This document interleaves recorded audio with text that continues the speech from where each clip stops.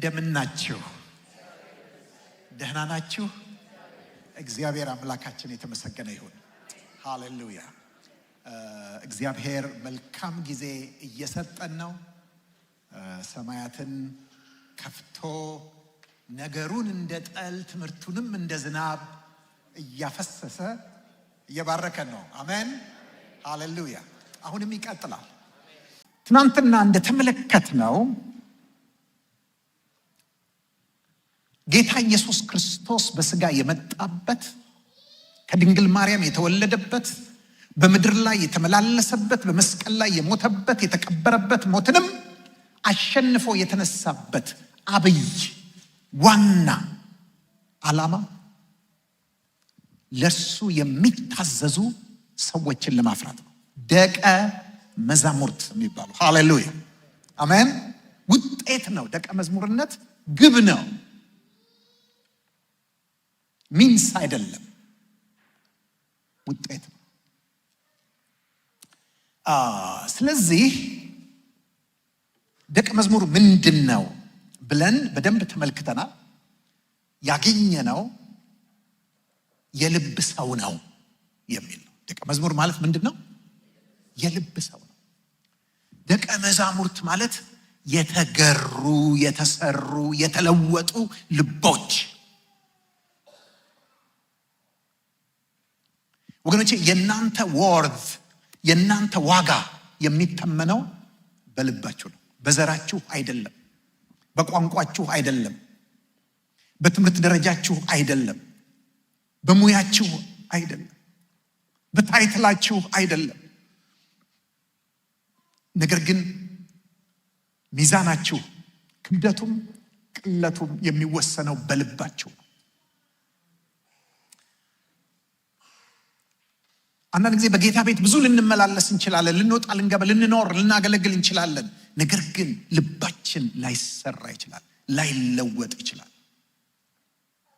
ክርስቶስን መምሰል የልብ ጉዳይ ነው፣ የአስተሳሰብ ጉዳይ ነው፣ የአመለካከት ጉዳይ ነው፣ የቫልዩ ሲስተም ጉዳይ ነው። ስለዚህ ጌታ ኢየሱስ ክርስቶስ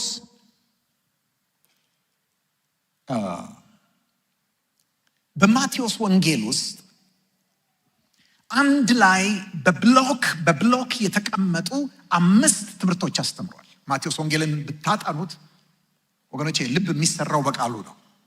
አሜን። አንተን እንዳልበድል ቃልህን በልቤ ሰወርኩ። ልብ የሚሰራው በቃሉ ነው። ከቃሉ ጋር የጠበቀ የከረረ ዝምድና ከሌላችሁ ልባችሁ አይሰራም፣ አይለወጥም።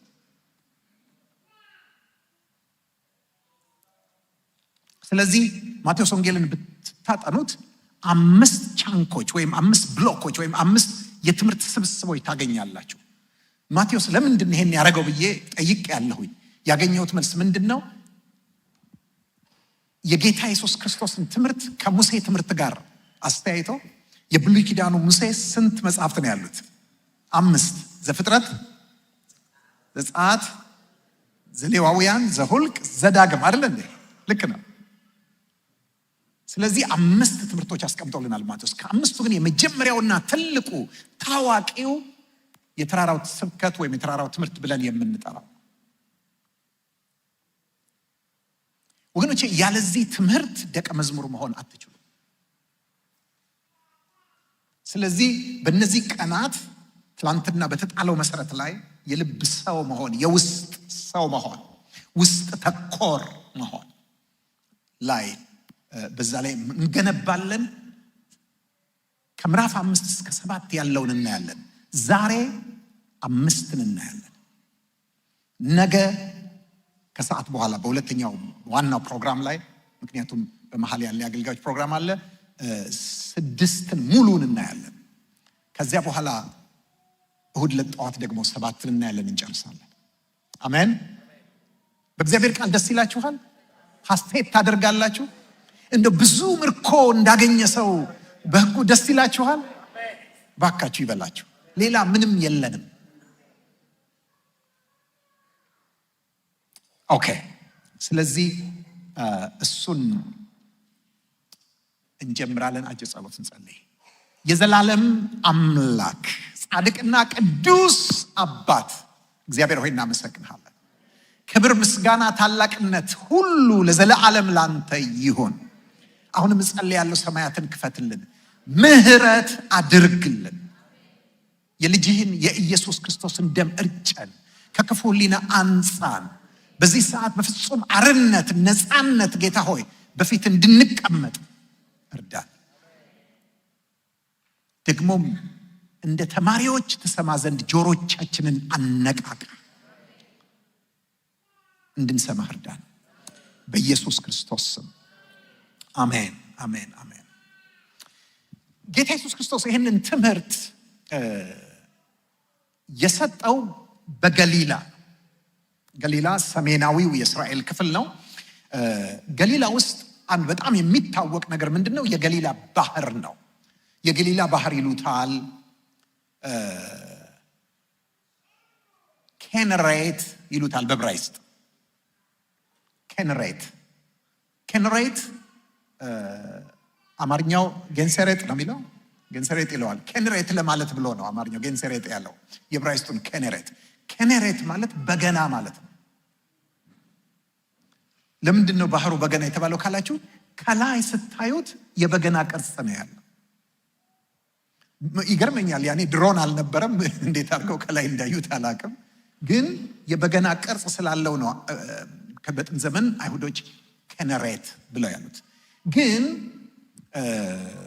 እንደምታውቁት ሮማውያን ከተቆጣጠሩ በኋላ እዛ አጠገብ አንድ ጥብርያዶስ የምትባል በጤባሪዮስ ቄሳር ስም ጥብራዲዮስ ማለት ጤባሪዮስ ለማለት ነው። በሱ ስም ከተማ መሰረቱ። ስለዚህ ባህሩ ምን መባል ጀመረ? ለነገሩ ባህር አይደለም ሐይቅ ነው። ጥብርያዶስም መባል ጀመረ። ስለዚህ ጥብራዲዮስም ከበሉት፣ ገሊላም በሉት፣ ኬነሬት ወይም ጌንሰሬጥም በሉት፣ ያው አንዱ ባህር አንዱ ሐይቅ ነው። እዛ አካባቢ ነው ይሄንን ትምህርት የሚሰጠው። ተራራ ላይ ነው የሰጠው። ግን አደራችሁን እኔ ቦታው ሄጄ በደንብ ስላየሁት፣ አንዴ አይደለም ሁለቴ፣ በጣም ደጋግሜ ስላየሁት፣ ተራራ ላይ ሲባል የሀገራችንን ተራራ እንዳታስቡ። የለም፣ እስራኤል ውስጥ የእኛ ሀገር ተራራ የለም። እኛ ሀገር ጉብታ ነው የሚባለው። ይሄ ተራራ ምን አንድ ጊዜ በጣም የገረመኝ ተራሮች በኢየሩሳሌም ዙሪያ እንደሆኑ እንዲሁ እግዚአብሔር በሕዝቡ ዙሪያ ነው ምናምን የሚባለውን ጥቅስ በቃ ስደርስ ኢየሩሳሌም ለማየት የጓጓሁት እሱን ነበር። ጉብታዎች ናቸው ያሉት። ላንድስኬፑ እንደሱ ነው ማለት የአካባቢ ማውንቴንስ አይደለም ወገኖች። እኛ ጋኑ የሰሜን ተራሮች ምናምን፣ ኧረ እንደው አዲስ አበባ እንኳን ሆናችሁ የምታዩት የካ ተራራ የምናምን ተራራ እንኳን አገር ያክላል። እዛ እንደሱ አይደለም። ይሄ ጊዜ ጌታ ክርስቶስ ይህን ያስተማረበት ጊዜ ሮማውያን እስራኤልን ጨምሮ ዓለምን የሚገዙበት ጊዜ ስለነበረ እና በጣም ጠንካራ ብርቱ አገዛዝ የብረት በትር ስለነበረ በዚህ ምክንያት በጣም ብዙ ግፍ፣ በደል፣ ኢፍትሐዊነት በሮማውያን ይካሄድ ነበር። አይሁዳውያን ደግሞ ይናቁ ነበር። ስለዚህ አድሎ፣ በደል ይደረግባቸዋል። ያ ብቻ አይደለም፣ ግብርም ቀረጥም በከፍተኛ ሁኔታ ነበር የሚጫንባቸው። ስለዚህ ኑሮ በጣም የሚመርበት ጊዜ ነው፣ ከባድ ጊዜ ነው። ከዚህ የተነሳ ደግሞ አይሁዳውያን ቤዛነት የፈለጉበት፣ የእግዚአብሔርን ጉብኝት የፈለጉበት፣ ነፃ መውጣት፣ አርነት በቃ የፈለጉበት ነው። እነሱ ደግሞ ነፃነት፣ አርነት ሲባል እንደኛ ሀገር ሽፍታ ሆኖ መግባት ምናምን አይደለም። ምንድን ነው የሚያደርጉት? መሲሁ መቼ ነው የሚመጣው ነው። ለነሱ መሲሁ ፖለቲካል ነው፣ ሚሊተንት ነው፣ የሚሊተሪ ኃይል ያለው ነው፣ የፖለቲካ ሊደር ነው። ምክንያቱም የዓለምን መንግስታት ነው አይደለም ይገዛል የሚለው ሲመጣ። ወገኖች ባይ ዘ ዌይ መዝሙር 2 እኮ ሄዳችሁ ብትመለከቱት በጣም በጣም ከፍተኛ የሆነ ፖለቲካል ትንቢት ነው፣ መሲያኒክ ፕሮፌሲ ነው መዝሙር 2። አንረዳውም እንጂ ወገኖች የአሕዛብ ነገስታት በሙሉ እኮ ናቸው የተሰበሰቡት። ወገኖችም አንድ ላይ ተሰብስበው እኮ ምክር ነው ያደረጉት በእግዚአብሔርና በቀባው ላይ፣ በእግዚአብሔርና በመሲሁ ላይ ተማከሩ ነው የሚለው። ኑ ማሰሪያቸውን በጥስ፣ ኑ ከነሱ ቀንበር ነፃ እንውጣ፣ ምን አይገዙንም ምናምን ብለው አሉ። እሱ ከዛ በኋላ ምን ነው የሚለው? በላይ ያለው ግን ይስቃል ይሳለቅባቸዋል አለ እንዴ። እና በቁጣውም ይናገራቸዋል። ምንድነው ቁጣው ብለን ስንል እኔ ግን ንጉሴን ሾም። ማን ነው የሚለው? አብ ነው፣ እግዚአብሔር ነው የሚለው። እኔ ግን ንጉሴን ሾም በተቀደሰው ተራራዬ በጽዮን ላይ ይላል። ማን ነው የሚለው? እግዚአብሔር አብ ነው የሚለው ሲል ወልድ ደግሞ ቀበል ሊያደርግና እኔም ትእዛዙን እናገራለሁ። እግዚአብሔር አለኝ አንተ ልጄ ነህ፣ እኔ ዛሬ ወልጄሃለሁ፣ ለምነኝ አሕዛብን ለርስትህ የምድርንም ዳርቻ ለግዛትህ እሰጣለሁ። ስለዚህ እናንተ ነገስታት አርፋችሁ ቁጭ በሉ፣ በፍርሃትና በመንቀጥቀጥ በረዓድ ተገዙ፣ እንዲያውም ሂዱና እግሩን ሳሙ የንጉሥን። ሃሌሉያ። ፖለቲካል። ስለዚህ እነሱ በሙሉ ትንቢቶችን በዚህ መልክ ስለሚፈቱ ሚሊተንት ነው፣ ፖለቲካል ነው። እሱን ነው የሚጠብቁት። ለዚህ እኮ ነው ወገኖች በጌታ ኢየሱስ የተሰናከሉት። he was not political, he was not militant። ሲመጣ በፍጹም እሱን መሲህ ነው ብሎ መቀበል ለነሱ በጣም ነው ያስቸገራቸው። ኦኬ። ስለዚህ መሲሁ ሲመጣ ከአሕዛብ አገዛዝ ነፃ ያወጣናል ብለው ስለሚሉ በጣም ይጠብቁ ነበር። ኦኬ።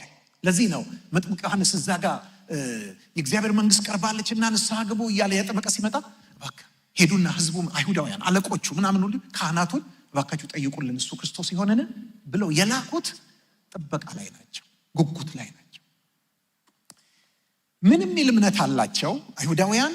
መሲሁ እንዲመጣ፣ የእግዚአብሔር መንግስት እንድትመጣ፣ ጉብኝቱ እንዲመጣ የተሰጠንን ህግ መስራት አለብን ብለው ያምናሉ። በነገራችን ላይ አሁንም እንደዚህ ነው የሚያምኑት። አሁን እንደምታውቁት እስራኤል ምንም እንኳን በሚሊተሪ እና በእንትን በጣም የዳበረች ሀገር ብትሆንም ነገር ግን ብዙ ጠላቶች ነው ያሏት ታውቃላችሁ።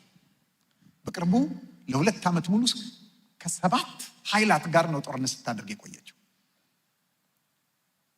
እና በጣም የሚጨንቅ ነገር ነው ለህዝቡ፣ ቀላል እንዳይመስላችሁ። ስለዚህ አሁንም ይጠብቃሉ መሲሁን። ከጥቂት ዓመታት በፊት አንድ ቪዲዮ ላይ ነው ያየሁት። ኒውዮርክ ውስጥ የሚኖሩ አንድ የታወቁ አይሁዳዊ ራባይ አሁን ሞተዋል። ሞሼ የሚሏቸው በጣም የታወቁ ናቸው እና በሚሊዮን የሚቆጠሩ ተከታዮች ያሏቸው ዓለም ላይ ኒውዮርክ ነበሩ እና እሳቸው ጋር ኔትንያሁ በአሁኑ ተርም አይደለም ከዚህ በፊት በነበረው ተርም ፕራይም ሚኒስትር እያለ ሊያያቸው ሄዶ ነበር እና ሲነጋገሩ ተቀርጿል እና ሰማ ነበር። ይነጋገራሉ። እሱ ራሱ በትልቅ አክብሮት ነው እሳቸውን ሄዶ የሚያናገረው፣ በጣም በትልቅ አክብሮት። ምክንያቱም ሰውየው በጣም ትልቅ ስፍራ ያለን ባይዘወይ በእሳቸው ስም ቀን ሁሉ ተሰይመዋል አሜሪካ ውስጥ። ቀን የሚከበር ቀን ዳትማች በጣም ትልቅ ሰው ናቸው፣ ራባይ ናቸው ምናምን። ከዛ በኋላ ምን አሉት? አይገርምህም እስካሁን እኮ አልመጣም አሉ። እንዲያውም እነዛ የሚከተሏቸው ሰዎች መሲህ ናቸው ብለው እንዲሉላቸው ፈልገዋል፣ በጣም ፈልገዋል። ብዙዎች በቃ ካፋቸው ቃል ነበር የሚጠብቁት ነኝ ብለው እንዲሉ። ሰውየው ሳይሉ ነው የሞቱት። ግን አይገርምህም ይሉታል። ጉግል አድርጋችሁ ታገኙ ትችላላችሁ። እስካሁን አልመጣም። ማን መሰላችሁ? መሲሁ። አዎ አልመጣም ይላቸዋል። ለምን እንዳልመጣ ታውቃለህ ይሉታል። ሕጉን አልሰራንም፣ ስለዚህ ባካችሁ በደንብ ስሩ ይሉታል። እየሰራን ነው ይላቸዋል። በቂ አይደለም ይሉታል። የሚገርም ነገር። ይሄ ነገር በዚያ ዘመን ነበረ። በአንደኛው ክፍለ ዘመን ጌታ ኢየሱስ በመጣ በዘመን ሕጉን ስሩ ተብሎ ሁሉም እንዲያውም ምን ሆነ መሰላችሁ? ያ ግፊቱ ከፍተኛ ስለነበረ ሕጉን መፈጸም የግል ጉዳይ አላለ። በቃ የአይሁዳዊ ስለሆንክ የእግዚአብሔር አማኝ ስለሆንክ ተከታይ ስለሆንክ ምናምን የሚባል መሆኑ ቀርቶ ሶሻል ኦብሊጌሽን ሆነ። ሰው ይጠብቃችኋል። ሰው እናንተም ደግሞ ይኸው ሰርቻለሁ ብላችሁ ማሳየት አለባችሁ። ስለዚህ ምን ነው ታውቃላችሁ? ሁሉ ታይታዊ ሆነ። በቃ ለማሳየት ነው የሚፈልገው። ይኸው እየሰራሁ ሕጉን እየሰራሁ ነው፣ ይኸው ሕጉን እየጠበቅኩ ነው፣ ይኸው ሕጉን እየፈጸምኩ ነው። ለዚህ ነው ሲጸልዩ በአደባባይ ነው የሚጸልዩት አይደል እንዴ? በአደባባይ ነው የሚጸልዩት፣ ሰው ሁሉ እያየ። ሲሰጡ መጀመሪያ መለከት እያስነፉ ነው የሚሰጡት። ይኸው እየሰጠው ነው፣ ድሆች እየረዳው ነው። ህጉ እርዱ ይላል፣ ድሆችን እየረዳው ነው። ይኸው ሲጾሙ እንኳን ጥውልግ ብለው እንትን ለብሰው ምናምን ነው የሚጾሙት። ለምን? ይኸው እየጾምኩ ነው ለማሳየት። ይሄ ከምን የመጣ ነው ካላችሁኝ፣ በጣም ግፊት ስለነበረ የሃይማኖት መሪዎቹ ታይታዊ ነው። ወገኖቼ ኢየሱስ ክርስቶስ መጣ። ሃሌሉያ።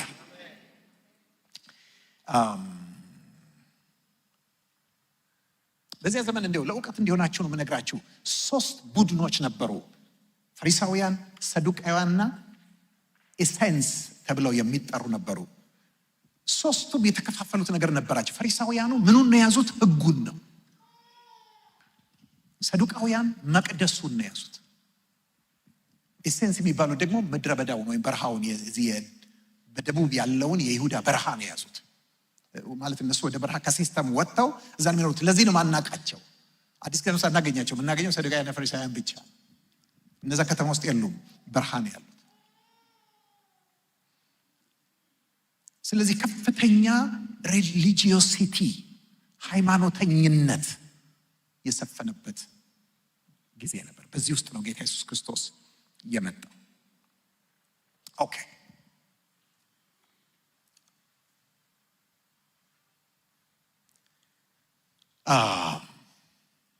ጌታ ኢየሱስ ክርስቶስ ማስተማር ሲጀምር በዚህ በተራራው ላይ መጀመሪያ እንድታውቁት የምፈልገው ለማን ይሄን ትምህርት ያስተማረ? ይሄን ትምህርት ለማን እንዳስተማረ መረዳት ከፈለጋችሁ ከፍ ብላችሁ ምዕራፍ 4 ከቁጥር 23 ጀምሮ ያለውን መመልከት ነው። ምዕራፍ 4 ከቁጥር 23 እስከ 25 ምን እንደሚል ታውቃላችሁ? ኢየሱስም በምኩራቦቻቸው እያስተማረ የመንግስትንም ወንጌል እየሰበከ በሕዝብም ያለውን ደዌና ሕማም ሁሉ እየፈወሰ በገሊላ ሁሉ ይዞር ነበር። ዝናውም ወደ ሶርያ ሁሉ ወጣ። በልዩ ልዩ ደዌና ስቃይም ተይዘው የታመሙትን ሁሉ፣ አጋንንትም ያደሩባቸውን፣ በጨረቃም የሚነሳባቸውን ሽባዎችንም ወደ እርሱ አመጡ፣ ፈወሳቸውም። ስሙ በደንብ። ከገሊላም ከ10 ከተማም ከኢየሩሳሌምም ከይሁዳም ከዮርዳኖስ ማዶ ብዙ ህዝብ ምን አረጉት? ዋው ወገኖች፣ ይሄንን ካርታ ላይ ብታዩት በጣም ይገርማቸዋል።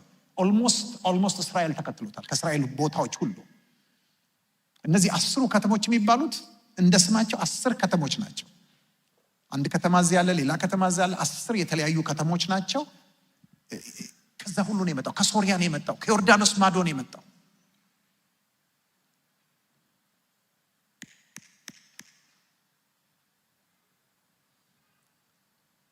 ከተለያየ ቦታ ነው የመጣው። ስለዚህ ከተለያየ ቦታ ሰዎች መጥተዋል። ብዙ ህዝብ። ምን ይላል? ምዕራፍ 5 ቁጥር 1 ህዝቡንም አይቶ ነው የሚለው። ብዙ ህዝብ ተከተሉት ካለ በኋላ ምኑን አይቶ? ህዝቡንም አይቶ ወደ ተራራ ወጣ። ተመልከቱ፣ ህዝቡን አይቶ ወደ ተራራ የወጣው ህዝቡን ተራራ ላይ አይቶ አይደለም። ህዝቡ እዛ ሎላንድ ላይ ነው ሲከተል የነበረው እና ህዝቡን አየና እሱ ወዴት ወጣ? ወደ ተራራ ወጣ። ወገኖች፣ ህዝቡ ተከትሎት አልመጣም። ምክንያቱም ቀጥሎ ምንድን ነው የሚለው? ደቀ መዛሙርቱ ወደ እርሱ ቀረቡ፣ አፉንም ከፍቶ አስተማራቸው ይላል። ስለዚህ ወደ እርሱ የቀረቡት ምኖቹ ናቸው? ደቀ መዛሙርቱ ናቸው፣ ህዝቡ አይደለም። ደቀ መዛሙርቱ ማለት 12ቱ ማለት ብቻ አይደለም። ደቀ መዛሙርት ማለት ልዩነታቸውን ልንገራቸው። እነዚያ ለምን ተከተሉት? ብዙ ህዝብ ስለፈወሰ፣ ታምራት ስላደረገ፣ ድንቅ ስላሳያቸው፣ ችግሮቻቸውን ስለፈታ፣ የሰጣቸው ነገር ስላለ ተከተሉት። ማን ይጠላል? እንደዚህ የሚሰጥ ቢኖር ቢመጣ ይገባችኋል። ተከተሉት። እንጂ ማን እንደሆነ አውቀው በእርሱ ሊያምኑ አይደለም የመጡት። እነዚያ ስጦታው ላይ ያተኮሩ ናቸው ብዙ ሕዝብ የተባሉት። እነዚህ ጥቂቶች ግን ማንነቱ ላይ ያተኮሩ። አሜን። እግዚአብሔር ዛሬም እጁን አይተን ከመከተል ያውጣል። ስጦታውን ብቻ ፈልገን ከመከተል ያውጣል። እሱ ተገልጦልን በርቶልን ታይቶን እንድንከተለው እግዚአብሔር ያግዛል። እንደሌሉ የምታውቁት ደቀ መዛሙርቱን ሲያስተምር ቆየና እስከ ምዕራፍ 7 ድረስ ምዕራፍ 8 ቁጥር 1 ምን ይላል? ከተራራም በወረደ ጊዜ ብዙ ሕዝብ ተከተሉት ይላል። ስለዚህ የት ነበሩ? ታች። እሱ ወደ ተራራ ወጥቶ አስተማራቸው። ከዛስ በኋላ ሲወርድ ደግሞ ቀጠሉ። ወገኖች እዚህ ጋር የሚሰጠውን ፈውስ አይደለም፣ እዚህ ተራራው ላይ እዚህ ጋር የሚሰጠው እንትን አይደለም፣ እዚህ ጋር የሚሰጠው ታምራት አይደለም፣ ምልክት አይደለም፣ ምን አይደለም። በመሰረቱ ለምንድን ነው ወደ ተራራ የወጣው ብላችሁ ትሉኝ? ሙሴ ለምን ወደ ተራራ ወጣ? ሁልጊዜ ወገኖቼ በመጽሐፍ ቅዱስ ውስጥ ከዘፍጥረት እስከ ራዕይ ሄዳችሁ ስትመለከቱ ተራራ ሰማይና ምድር የሚነካኩበት ተደርጎ ነው የሚወሰደው። አድማስ እንለየልኛ ልክ እዛ ጋር ሰማይና ምድር የተነካኩ ይመስል የለ? ልክ ሚኒንግፉል ነው። ምን ማለት ነው? የከበረ ነገር እግዚአብሔርና ሰው የሚገናኙበት። ለዚህ ነው ሁል ጊዜ የእግዚአብሔር ሰዎች ሙሴ ሲሞት ምን ላይ ነው የሞተው? ተራራ ላይ። አሮን ሲሞቱ እንኳን ተራራ ላይ ነው የሚሞቱት።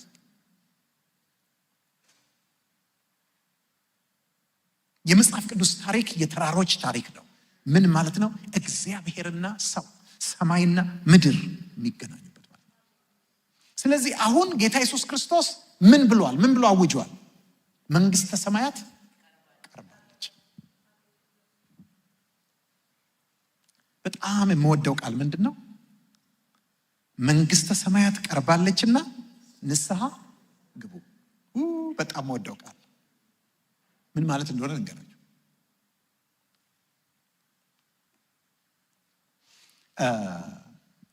ሜታኖያ የሚል የግሪክ ቃል ነው። ንስሐ ሜታኖያ ማለት ግን እኛ እንደምናስበው ማልቀስ፣ እኛ እንደምናስበው በቃ ይቅር በለኝ ምናምን ማለት አይደለም ነው። ሜታኖያ ማለት የግሪክ ትርጉሙ የአስተሳሰብ ለውጥ ማምጣት ማለት ነው። አሜን። ምን ማለት ነው? የአስተሳሰብ ለውጥ፣ የአመለካከት ለውጥ። ለምን? ምን መታለች? ኦኬ፣ መንግስተ ሰማያት ነው። የእግዚአብሔር መንግስት መታለች።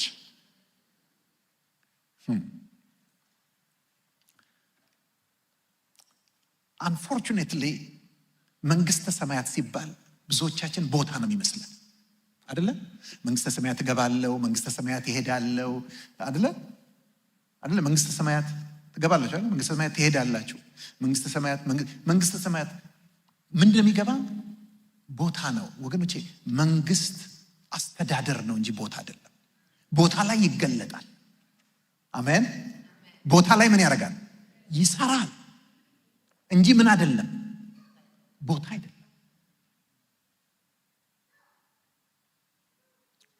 ማስረጃ ልስጣችሁ፣ ቦታ እንዳይደለም። የሁሉም ሀገር መንግስት ምን አለው? ቦታ አለው አይደል? የሚገለጥበት።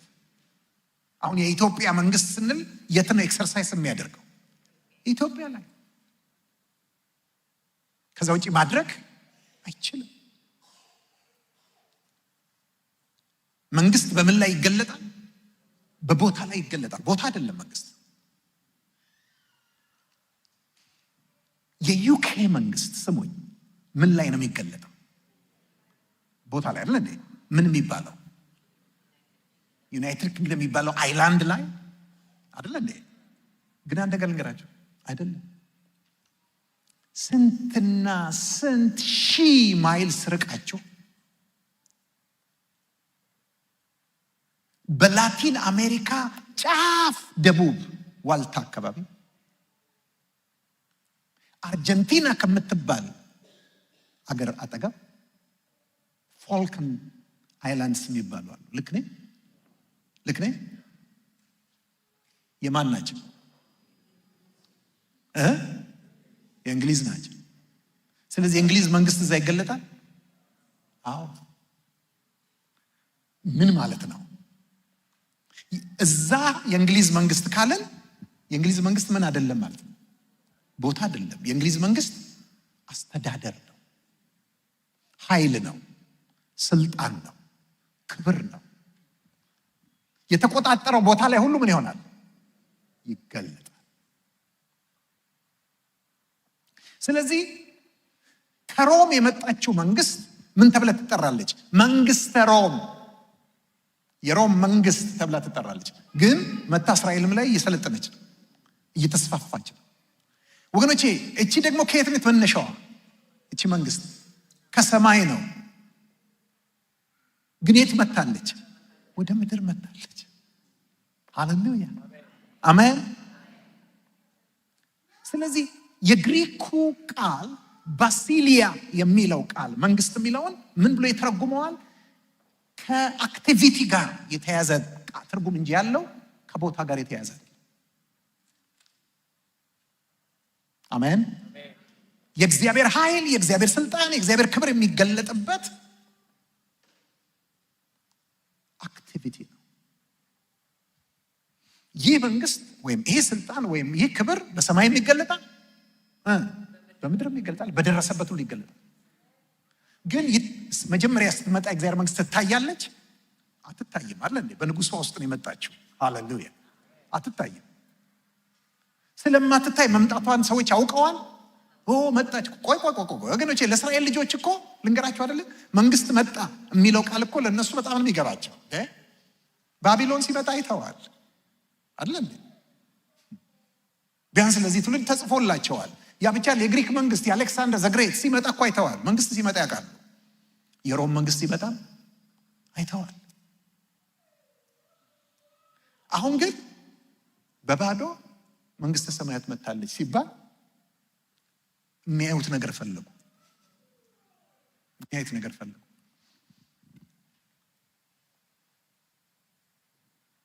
ስለዚህ ጌታ ኢየሱስ ምን አላቸው መሰላቸው? አንድ ቦታ ላይ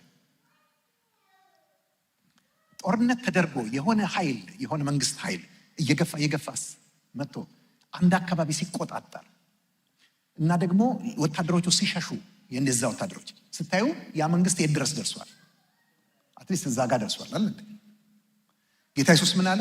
እንግዲህ እኔስ በእግዚአብሔር ጣት አጋንንትን የማስወጣ ከሆንኩ የእግዚአብሔር መንግስት እናንተ ጋር እዚህ ጋር ደርሳለች አለ። እዚህ የሚጮኸው ጋር የሚወጣው ጋር ደርሳለች። ሃሌሉያ አሜን። መናፍስትን ምን እያደረገች ነው? እያስወጣች ነው። ስለዚህ ይኸው ደርሳለች። ወገኖች የእግዚአብሔር መንግስት ምን ማለት ነው ካላችሁ ቦታ አዳራሽ ምናምን ሳይሆን ኃይል ነው፣ ስልጣን ነው፣ ክብር ነው። ያ ብቻ አይደለም፣ ፈቃድ ነው፣ አጀንዳ ነው፣ መርህ ነው። ታዲያ ምን ማለት ነው ንስሐ መግባት? ስሙኝ። ንስሐ መግባት ምን ማለት እንደሆነ ልንገራችሁ። ይሄ በደንብ የሚገባችሁ በእኛ ሀገር ምሳሌ በሰጣችሁ ነው። እችስ እርግጠኛ ነኝ ከ50 በላይ የሆነን ሰዎች እዚህ እንኖራለን። አመንም አላመንም እንኖራለን። ስለዚህ ያ ዘመን ምን ይባላል? የኃይለ ሥላሴ ዘመን ነው አለ። የቀዳማዊ ኃይለ ሥላሴ ዘመን የሞናርክ። አንድ ነገር ልንገራችሁ። በዛ ዘመን ገዢ ሀሳቦች ነበሩ። ሁለቱን ላንሳላችሁ። ሁለቱ ገዢ ሀሳቦች በሞናርክ ዘመን በሙሉ በነበሩት ከዛም በፊት በነበሩትም በኃይለ ሥላሴም ዘመን የነበራችሁ ሰዎች ትንሽ ትዝ ይላችኋል። ሁለት ገዢ ሀሳቦች ነበሩ። አንደኛው ዘውዱ ነው የሚያሰባስበን አይደለ እንዴ? ዘውዱ ነው አንድ የሚያደርገን ብለው ዘውዱን ስለ ሰውየው ብለው አይደለም የሚያከብሩት። ይገባቸዋል። በላይ ስለሚያረጉት የሚጭኑ ሰዎች አይደለም። ዘውዱ ነው የሚከበረው። ምክንያቱም ዘውዱ ነው አንድ ያደረገን ዘውዱ። ከዛስ ሃይማኖት። ስለዚህ ጦርነት ሲመጣ ለዘውድህና ለሃይማኖት ምን አርግ? ተዋጋ ይባላል። ዘውድና ሃይማኖት ፊሎሶፊው ይሄ ነው። ስለዚህ የሚገርማችሁ ነገር በዛ ዘመን የሚኖር ማንም ሰው ዘፈን ይስፈን፣ ግጥም ይጻፍ፣ እንትን ይበል፣ ንግግር ያርግ፣ ምን ይበል፣ ተሰሚነት እንዲኖረው ምንን ያነሳል? ዘውድና አለ እንዴ?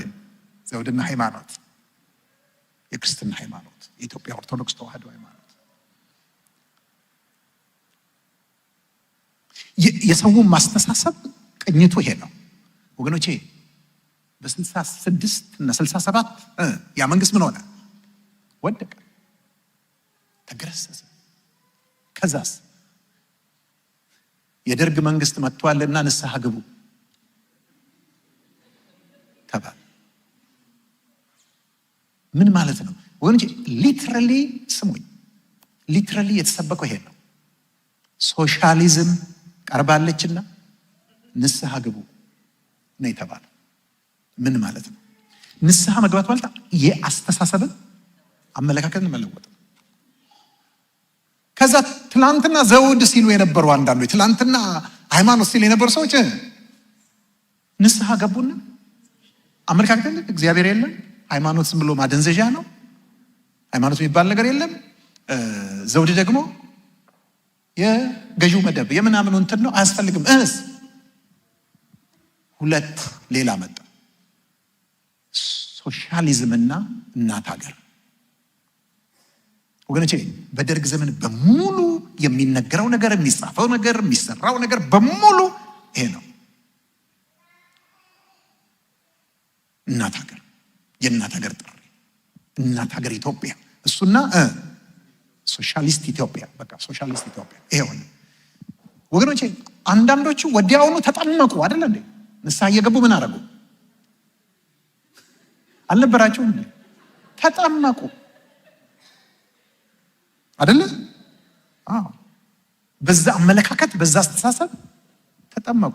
አንዳንዶቻችሁ ምናልባት እድገት በረዘምታችሁ ሊሆን ይችላል፣ እንትን ሊሆን ይችላል፣ ያን አካባቢን ታውቁት ይሆናል። ልጅ ሆኜ ትንሽ ትንሽ ትዝ ይለኛል። ተጠመቁ፣ ንስሐ ገቡ። ያንን ዘውድና ሃይማኖት የሚለው ምን አረጉ? በቃ ኮምፕሊትሊ 180 ዲግሪ ዞርና ሶሻሊስት ኢትዮጵያ ማለት ጀመሩ። ከዛ በኋላ ግን ቆይቶ ከ17 ዓመት በኋላ መስማት ጀመርን ከሩቅ የኢህአዴግ መንግስት ቀርባለችና ንስሐ ገቡ አይደለ?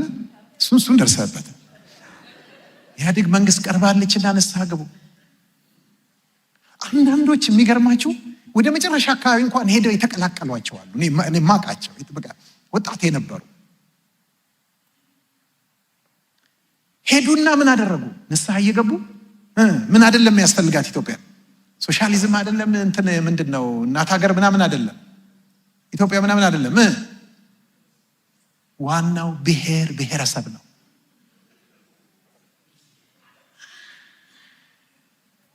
ሁለት ነገር ነው በዚህ ዘመን ደግሞ የተነሳው። አንደኛው ልማት፣ አንደኛው ብሔር።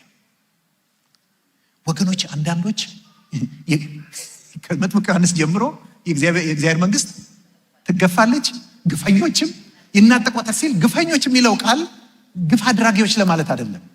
አሉ በቃ አንዳንድ ኤክሴንትሪክ የሆኑ አላለ በጣም በቃ የሆነ ነገር ሲመጣ የቀድሞውን ቶሎ ምን አድርገው ጥለው በቃ አዲስ ውስጥ መግባት የሚችሏል። አንዳንዱ ገትጋታ ነው፣ ሲከራከር ምን ሲል በቃ ከጨዋታ ውጪ ይሆናል። አንዳንዶች በቃ ገቡና ወዲያውኑ ምን ማለት ጀመሩ?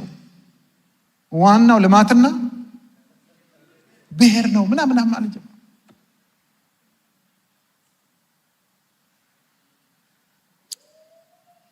ወገኖቼ የእግዚአብሔር መንግስት ስትመጣ አስተሳሰብ ይዛን የመጣችው፣ አመለካከት ይዛን የመጣችው፣ አኗኗር ይዛን የመጣችው። ስለዚህ አስቀድሞ የነበረውን የዓለም አመለካከት፣ የዚህ ዓለም የስጋ የሰይጣን አመለካከትን ምን አድርጋችሁ ጣሉና ሜታኖያ አድርጉ። ምን ማለት ነው? ያስተሳሰብ ለውጥ አድርጉ።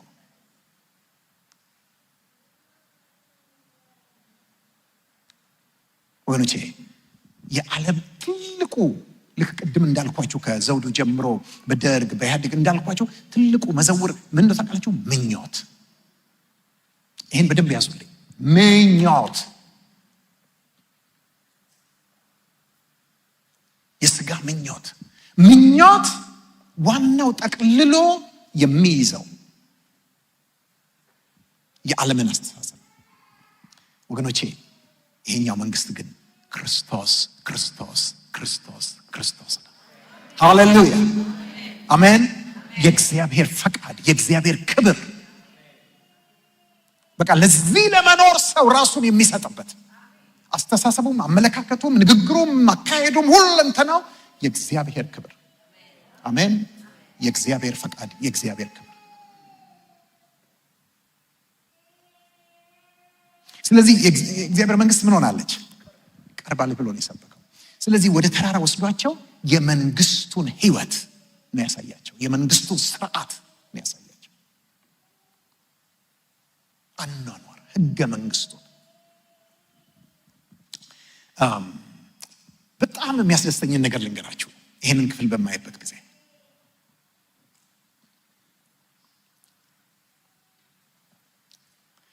የእስራኤል ልጆች ሙሴ መጥቶ ምን ሰጥቷቸዋል? እግዚአብሔር በሙሴ በኩል ህግ ሰጥቷቸው ያውቃል።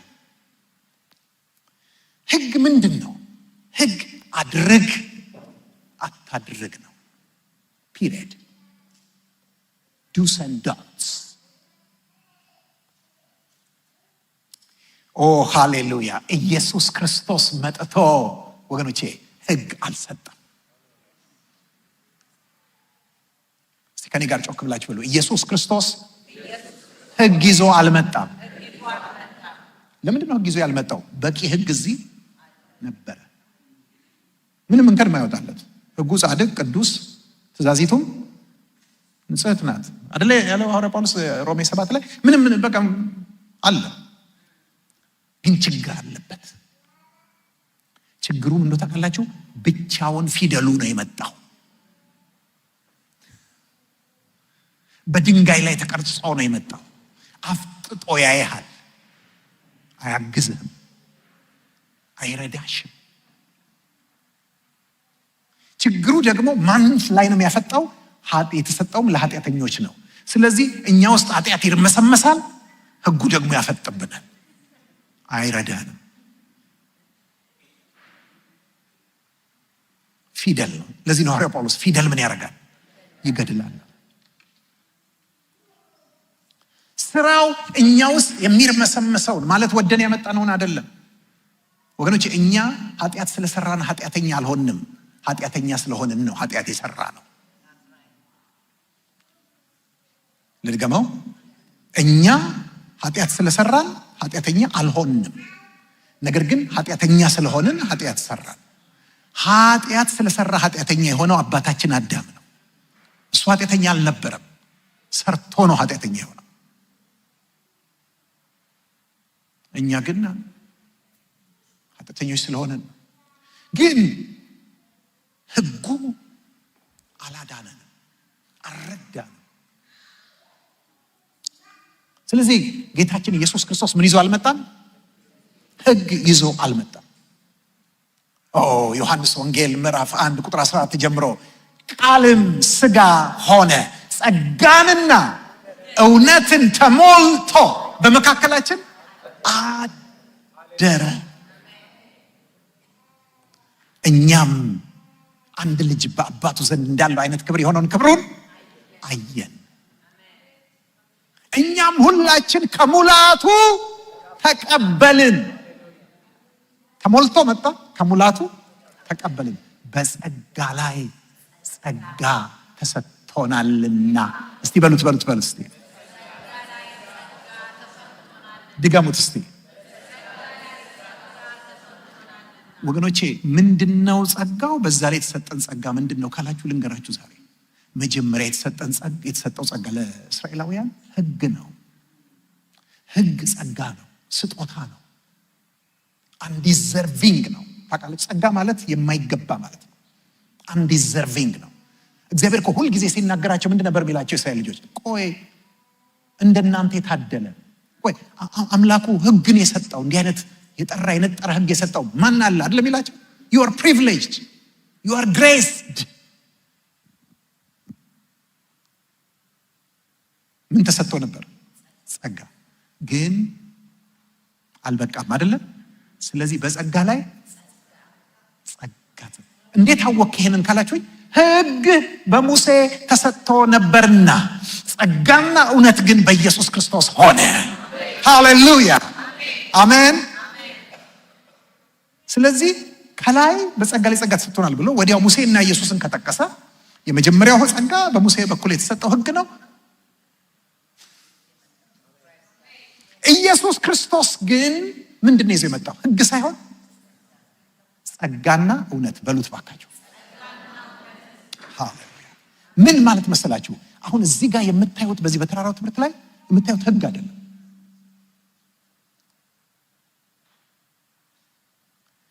እውነቱን ያሳየንና ጸጋውን ይሰጠናል። ሃሌሉያ። ስታንዳርዱን ያሳየንና ምንችልበትን ጸጋ ይሰጠናል።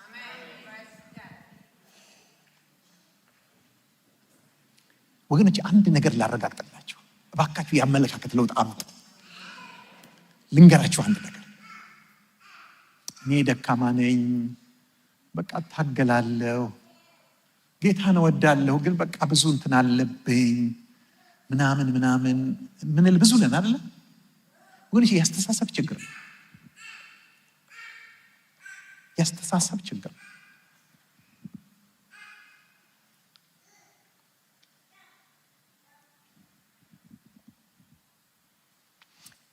እዚህ ያላችሁ በእውነት ኢየሱስ ክርስቶስ ተገልጦላችሁ ገብቷችሁ ያመናችሁት ኃጢአተኞች መሆናችሁ ከልብ ገብቷችሁ ንስሐ ገብታችሁ ጌታን ተቀብላችሁ የዳናችሁ ዳግም የተወለዳችሁ እናንተ ሁላችሁ የክርስቶስ ሕይወት ውስጣችሁ አለ። ስለዚህ ክርስትና የሚጠይቀውን መኖር ትችላላችሁ። እኔ እችላለሁ። ከኔ የተነሳ አይደለም።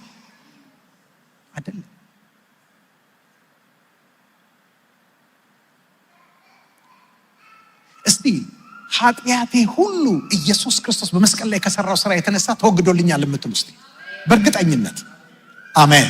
ኦኬ፣ ምን ማለት ነው? እናንተ ኢየሱስን መስቀል ላይ የማመን ችግር የለባችሁ። የእናንተን ችግር ልንገራችሁ፣ ኢየሱስን እናንተ ውስጥ ማመን ነው። ወገኖች ኢየሱስ ግን መስቀል ላይ የሚታመን ብቻ አይደለም፣ ልብ ውስጥም የሚታመን። ምን ማለት ነው ልንገራችሁ፣ የእግዚአብሔርን ጸጋ አልጥልምና። ጽድቅስ በሕግ በኩል ከሆነ ኢየሱስ ክርስቶስ በከንቱ ሞተ፣ ከክርስቶስ ጋር ተሰቅያለሁ። አሁን እኔ ሕያው ሆኜ አልኖርም፣ ክርስቶስ ግን በእኔ ይኖራል። አሁንም በስጋ የምኖረው ኑሮ በወደደኝና ስለ ኃጢአቴ ራሱን አሳልፎ በሰጠው በእግዚአብሔር ልጅ ላይ ባለ እምነት የምኖረው ነው።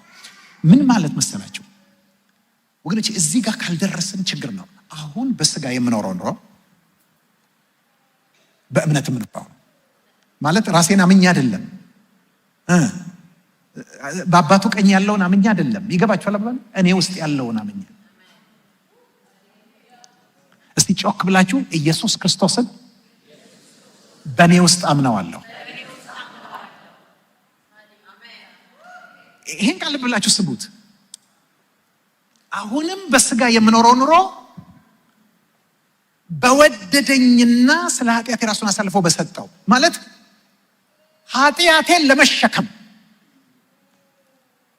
እና የኃጢአቴን ዕዳ ለመክፈል ለዛ ድረስ መስቀል ላይ የወደደኝ አሁንም ደግሞ ሊኖርልኝ ይወደኛል።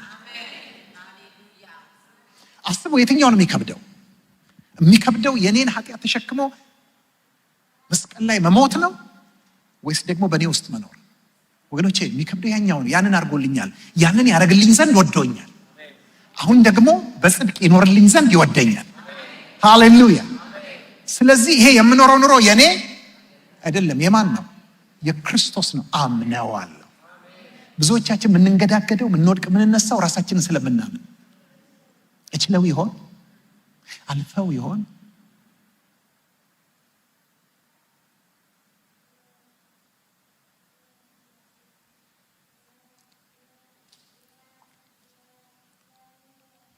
ስለዚህ በጸጋ ላይ ጸጋ ተሰጥቶናልና ያኛው ህግ ነው፣ ጸጋና እውነት ነው። ስለዚህ ኢየሱስ ክርስቶስ ሁለት ነገር ነው የሚያደርግልን። ምኑን ያሳይሃል? ስታንዳርዱን ምኑን ያሳይሃል? ልኩን፣ ደረጃውን ያሳይህና ከፍ ያለ ነው፣ ግን የምትዘልበትን ጸጋውን ይሰጣል። እውነተኛ ክርስትና ይሄ ነው ወገኖቼ። በክርስትና ውስጥ ያለው መታዘዝ እኮ ሮሜ ምዕራፍ 1 ቁጥር 5 ላይ እንደተጻፈው ከእምነት የሚስፈነጠር ከእምነት የሚነሳ መታዘዝ ነው። ስለዚህ መጀመሪያ ኢየሱስ ክርስቶስን ውስጥ ታምነዋለህ ወይ? ሁለተኛ ቆሮንቶስ ምዕራፍ 13 ላይ እንዲህ የሚል ቃል አለ። ሁለተኛ ቆሮንቶስ ምዕራፍ 13 ላይ እንዴ ቆይ እናንተ እኛ የምንበቃ እንደሆነ አታውቁምን? እሺ ስለ ራሳችሁስ ቆይ የምትበቁ እንደሆናችሁ አታውቁም? እንደው ሌላው ቢቀር ይላል፣ ሌላው ቢቀር ክርስቶስ በእናንተ ውስጥ እንደሚኖር ይህንን አታውቁምን? ወገኖቼ ክርስቶስ the indwelling Christ እሱን ካመንነው የትኛውንም ኑሮ እንኖራለን። ስለዚህ እዚህ ጋር የምታገኙ ጸጋና እውነት ነው። ኦኬ ቶሎ ልንገራችሁ። ህግ ምንድን ነው ብያቸዋለሁ? አድርግ አታድርግ ነው። ጌታ ኢየሱስ ክርስቶስ የተራራውን ትምህርት ሲጀምር ምን የለም? አድርግ አታድርግ የለም። ብፁዓን ናቸው፣ ብፁዓን ናቸው፣ ብፁዓን ናቸው 8 ጊዜ።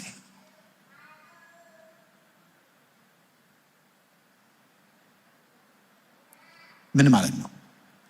አንደኛ የእግዚአብሔር መንግስት ጉዳይ የማድረግ ያለማድረግ ሳይሆን የመሆን ያለመሆን ነው።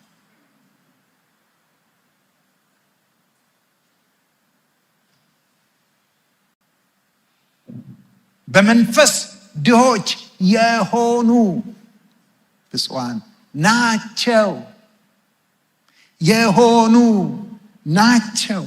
ስለዚህ የምን ጉዳይ ነው ወገኖቼ? የመሆን ወገኖቼ። እግዚአብሔር የመጀመሪያ ግድ የሚለው ምን አረክ ምን አረክሽ አይደለም፣ ማነህ ማነሽ። ምክንያቱም ወገኖቼ እግዚአብሔር የሚቀበለው ድርጊት አይደለም። የሚቀበለው ድርጊት ከማንነት የሚወጣ። ለዚህ እኮ ነው ወገኖቼ ሰዎች ክርስቶስ በውስጣቸው ሳይኖር በክርስቶስ ሳያምኑ ምንም አይነት ጽድቅ ሊሰሩ ቢሞክሩ እግዚአብሔር የማይቀበለው እኮ ለምንድን ነው? ስላልሰሩ አይደለም፣ የሆነ ነገር ይዘው ስላልመጡ አይደለም። ነገር ግን የማንነት ችግር አለባቸው። እስቲ ኢየሱስ ክርስቶስ በእኔ ውስጥ አለ የምትሉ ሃሌሉያ።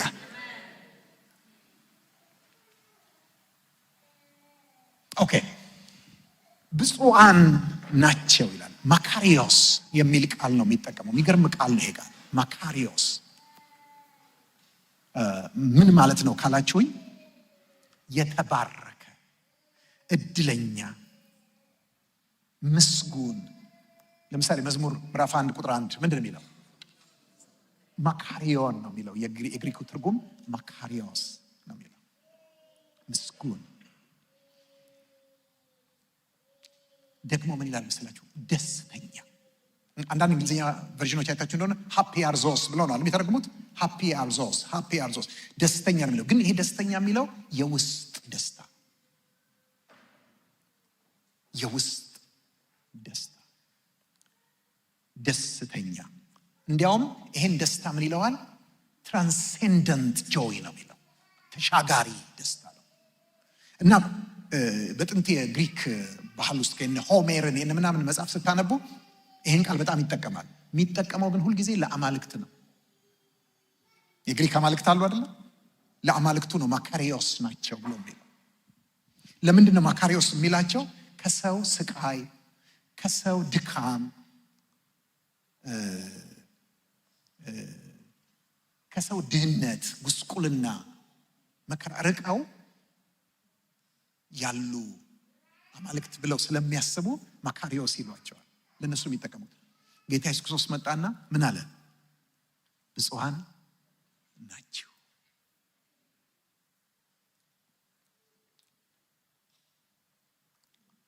ወገኖቼ ክርስትና የመሆን ጉዳይ ነው፣ የማንነት ጉዳይ። ማነህ? ማነሽ? አሁን ደግሜ ልንገራችሁ፣ እግዚአብሔር ምን ይዘሃል አይደለም ጥያቄ። ለዚህ እኮ ነው እግዚአብሔርም ወደ አቤልና ወደ መስዋዕቱ ተመለከተ፣ ወደ ቃየልና ወደ መስዋዕቱ ግን አልተመለከተም። የሚገርም እኮ ነገር ነው። ወደ አቤል ነው መጀመሪያ የተመለከተው፣ ወደ እጁ አይደለም፣ ይዞት ወደ መጣው ነገር አለ። ከዛ አቤልን አየውና አቤልን ስለተቀበለው መስዋዕቱን ተቀበለው። ከዛ ቃየልን አየውና ስላልተቀበለው መስዋዕቱን አልተቀበለው። ምክንያቱም ቃየል ከክፉ ነበረ ይለናል። አንደኛ ዮሐንስ ምዕራፍ 3 ቁጥር 10 ላይ ሄዳችሁ ብትመለከቱ ከክፉ ነበረ። ከክፉ እንደነበረ ወንድሙንም እንደገደለ እንደ ቃየል አይደለም ይላል። ስለዚህ ሰውየውን አልተቀበለውም፣ መስዋዕቱንም አልተቀበለው። ኦኬ፣ ቶሎ ላሳያችሁ። በመንፈስ ድሆች የሆኑ ብፁዓን ናቸው።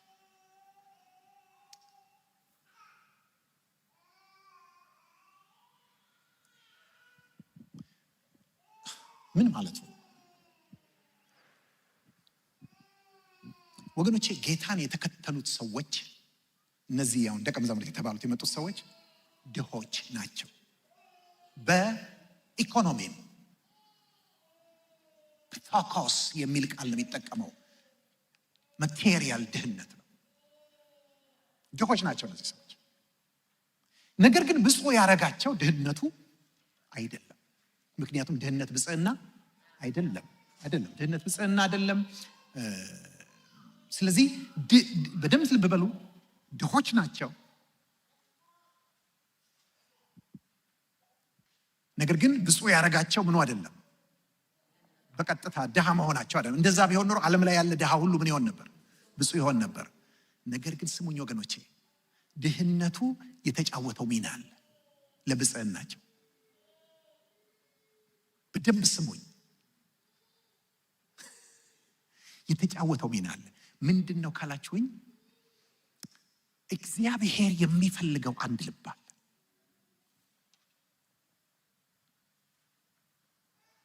አይ ቴል ዩ እግዚአብሔር ደስ የሚለው የሚወደው የሚፈልገው ልብ አለ። ምን አይነት ልብ መሰላችሁ? ምንም ከእግዚአብሔር ውጭ መታመኛ የሌለው፣ አለልኝ የማይል፣ ሌላ አለኝታ የሌለው፣ ዴስፐሬት የሆነ ምንም የሌለው፣ የሚመካበት የሌለው፣ የሚደገፍበት የሌለው፣ እግዚአብሔር ብቻ መታመኛው የሆነ። አቤት አቤት አቤት! ይሄን ልብ እግዚአብሔር ሲወደው።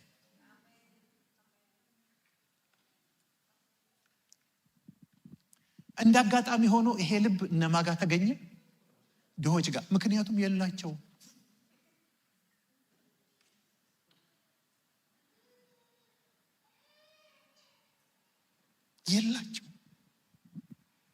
የተገፉ ናቸው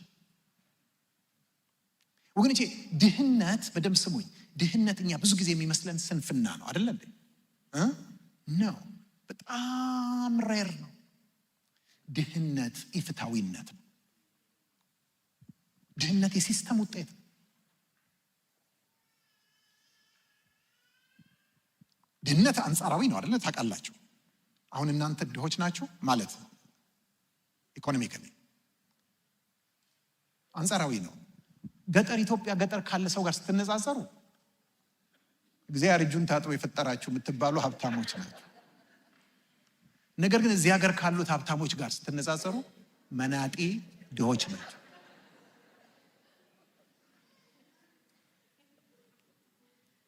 ንጽጽር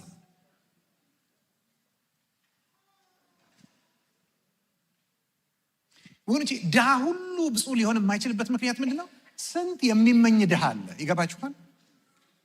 የለውም፣ የሚመካበት የለውም፣ የሚታመንበት የለውም። ግን እና ተስፋ የሚያደርግ የሚመኝ አንድ ቀን ገድዬ፣ አንድ ቀን እንትን ብዬ፣ አንድ ቀን ወርሼ፣ አንድ ቀን ጠቅልዬ የሚል ብዙ ልብ ያለው አለ።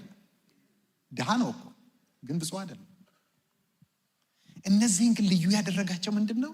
ተስማምቷቸዋል።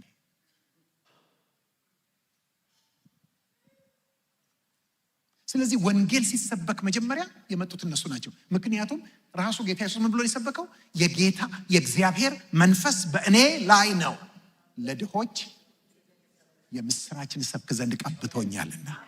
ለምኖች? የመጣውም ለማን ነው? ለድሆች ነው። ምክንያት እነሱ ናቸው የሚሰሙት። ድሆች ግን እግዚአብሔር የሚላቸው ድሆች ማለት። ለዚህ ነው ይህንን ቃል የታገኙታላችሁ መሰላችሁ? ኢሳይያስ ምዕራፍ 66 ላይ ሰማይ ዙፋኔ ነው፣ ምድር የእግሬ መረገጫ ናት፣ የምትሰሩልኝ ቤት ምን አይነት ነው? ግሬስ የሚያርፍበት ስፍራ የቱ ነው ይልና፣ ነገር ግን ወደዚህ ወደ ትሁት መንፈሱም ወደ ተሰበር በቃሌም ወደሚንቀጠቀጥ ሰው እመለከታለሁ የሚለው ቃሉ አንድ አይነት ነው። መንፈሱ የተሰበረ ማለት ነው። በመንፈስ ድሃ የሆነ ሲል ምንድን? ኢኮኖሚካሊ ድሃ ናቸው። የኢኮኖሚ ድህነታቸው ግን ምን አይነት ድሆች እንዲሆኑ አድርጓቸዋል? መንፈሳዊ ድሆች እንዲሆኑ አድርጓቸዋል። ምን ማለት ነው? የምታመኛቸው እግዚአብሔር ብቻ። ኦኬ፣ ቶሎ ላሳያችሁ። እኔ የምፈልገው አሁን እያንዳንዱን ልተረጉምላችሁ አይደለም፣ ብችል ደስ ባለኝ፣ ግን ላሳያችሁ የምፈልገው ነገር ጌታ ኢየሱስ ይዞት የመጣው ትምህርት ውጭና ውስጥ አለው። ትላንትና ምን ብያችኋለሁ? የምን ሰው ሊያደርገን ነው የመጣው? የልብ ሰው፣ የውስጥ ሰው አይደል እንዴ? ትኩረታችን ምን ላይ እንዲሆን? ውስጡ ላይ። ኦኬ፣ እነዚህ ሰዎች ከውጭ መጥቶ አንድ ሰው እንደው ምን ታያለ ተብሎ ቢጠየቅ ምንድን ነው የሚያየው? መናጢ ድሆች አይደል እንዴ?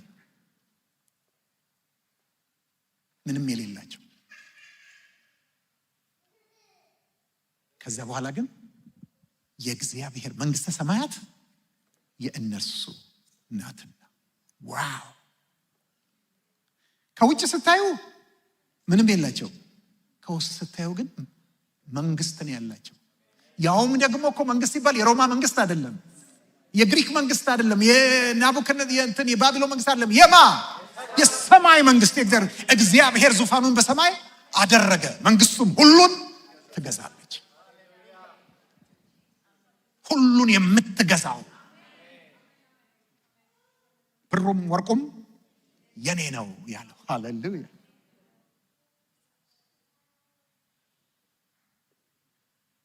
ወገን ቻናገል እንግራችሁ እግዚአብሔር እኮ ዘፍጥረት ምዕራፍ 1 ላይ ሄዳችሁ ስትመለከቱ ፈጠረ ይላል። ፈጠረ ይልና የሚገርማችሁ አንዱንም አይጠቀምበትም። ውሃውን አይጠጣው፣ አየሩን አይተነፍሰው፣ ፀሐዩን አይሞቀው፣ ፍሬውን አይበላው። ለማን የፈጠረው? ላንተው፣ ላንቺው፣ ለኛው። አሜን፣ ሃሌሉያ። ወገኖች ያን ነገር እንግራችሁ ድሃ እንድንሆን የእግዚአብሔር ፈቃድ እኮ አይደለም። ድህነት የእግዚአብሔር ፈቃድ አይደለም። ምን ማለቴ ነው እንዴ? አንድ ሰውዬ እኮ አመጣና በባህርና በምስ ግዟቸው ምናምን ብሎ ሰጥሎ ሄደ። ወገኖች ሁሉ ዓለም ላይ የነበረው ነገር ያው እንዳሁኑ ፖሊሽን ምናምን ያላጠፋው የማን ነበር? የአንድ ሰውዬ ነበር። ሊቼንሳው እንትኑ ይሄ ምንድነው? የንግድ ፈቃዱ ምንድነው ይባል? ይሄ የባለቤትነት ደብተሩ የስንት ሰው ነበር? የአንድ ሰው። በኋላ ነው ተጎኑ ስትወጣ እሷም ሼር አደረገች።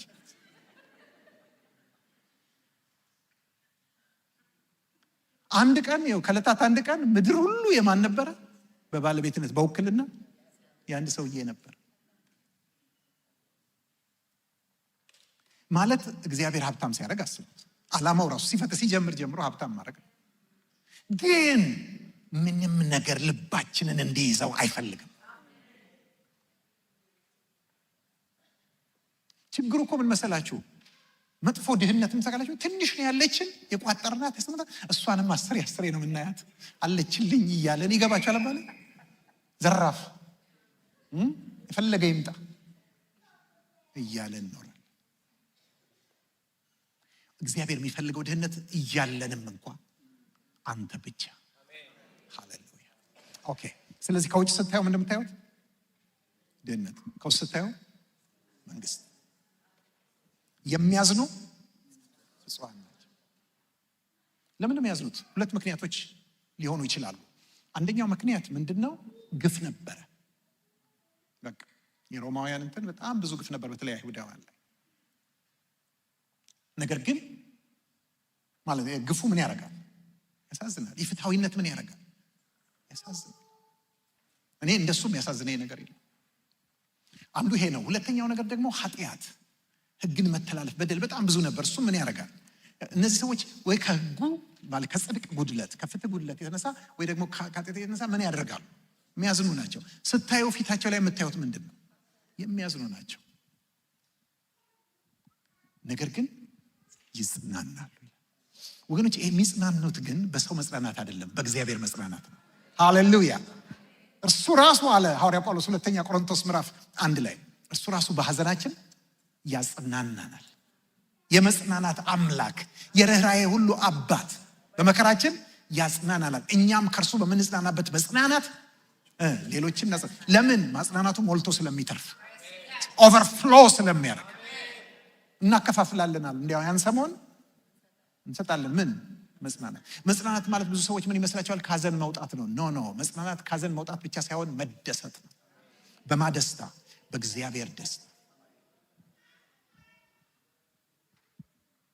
ወገኖች ሰው ሲያጽናና በሰውኛ ነው፣ በሰው ልክ ነው። እግዚአብሔር ሲያጽናና እንደ እግዚአብሔር። ሃሌሉያ። ስለዚህ ውስጣቸው ምን አለ? መጽናናት። ውጪ ግን ምን አለ? ስታያቸው ሐዘንተኞች ናቸው። የዋሆች ይላል። የዋሆች በጣም የሚገርማችሁ አናዊም ነው የሚላቸው። አናዊም የሚለው ዕብራይስጥ ቃል በጣም ብዙ ቦታ ብሉይ ኪዳን ላይ ታገኙታላችሁ። አናዊም ለምሳሌ አንዱ ምን እንደው ታውቃላችሁ? ሙሴም በዚህ ምድር ላይ ከነበሩ ሰዎች ሁሉ ይልቅ እጅግ ትሁት ነበር ይላል። አናዊም ነበር ነው። ሚክ ምን ማለት እንደሆነ ልንገራችሁ። ገር አንዳንድ ቦታ ደግሞ ድሆች ተብሎ ተጽፏል። አናዊም ናቸው። አናዊም ማለት ድሆችም ማለት ነው። ገሮች ማለት ነው። ማለት ሃርምፉል ያልሆኑ ምንም ሊያደርጓችሁ የማይችሉ ምንም የማድረግ ኢንቴንቱም የሌላቸው አቅሙም የሌላቸው ገሮች። እንዴ እነዚህ ሰዎች እኮ የሚወረሱ የሚዘረፉ ናቸው አይደል? ማንም ሄዶ ጉልበቱን የሚያሳየው ማለት ነው ደሃ ላይ ነው አይደል? ምን አለ ጌታ ክርስቶስ? የሚገፈፉትን፣ የሚነጠቁትን፣ የሚቀሙትን ምድርን ይወርሳሉ። ሃሌሉያ።